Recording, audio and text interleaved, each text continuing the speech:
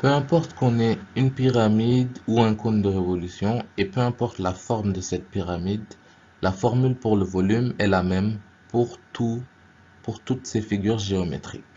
Et le volume d'une pyramide ou d'un cône de révolution, c'est tout simplement l'aire de la base, donc que je viens de colorer en bleu.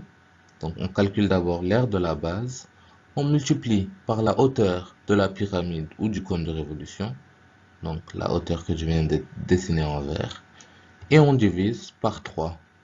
Donc on divise par 3. Et vous pouvez vous demander pourquoi diviser par 3. Et je vais essayer d'expliquer pourquoi c'est divisé par 3 dans un instant. Passons un peu de temps sur le cône de révolution. Si on complétait ce cône de révolution avec un cylindre, comme ça, on peut imaginer que ce cylindre est divisé en 3 parties. Il y a la partie du cône, et il y a une partie à gauche et une partie à droite de ce cône. Et chacune de ces parties représente un tiers du volume du cylindre. Et le volume de ce cylindre, c'est B fois H. Donc le volume de la partie du cône, c'est B fois H sur 3. Et on peut faire la même logique avec les pyramides si on complète la forme de cette pyramide. La pyramide en question fait un tiers de B fois H. Donc c'est l'explication que je donne souvent pour expliquer pourquoi c'est divisé par 3. Vous pouvez imaginer que cette partie fait un tiers du volume total du cylindre.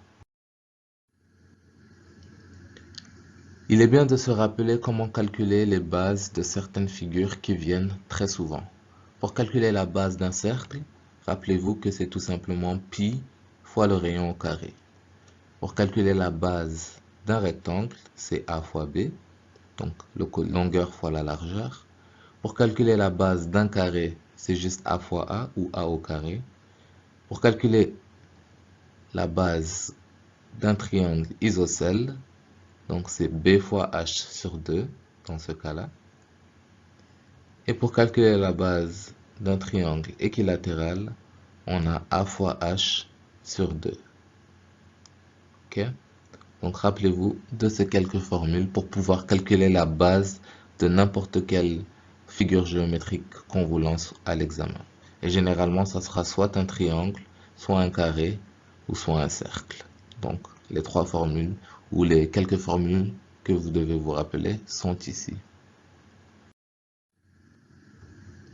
Un petit exemple. Disons qu'on a un flacon qui a la forme d'un cône de révolution de 18 cm de rayon et de 25 cm de hauteur.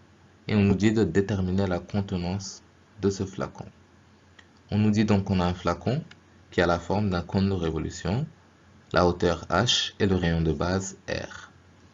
Et on nous dit de calculer la contenance. La contenance, ça veut tout simplement dire le volume de ce flacon.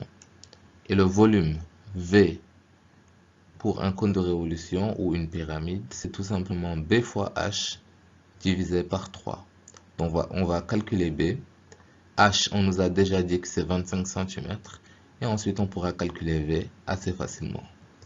Pour trouver B, on a ici un cercle. Donc le rayon de la base du cercle, c'est pi fois le rayon au carré. Donc pi r carré.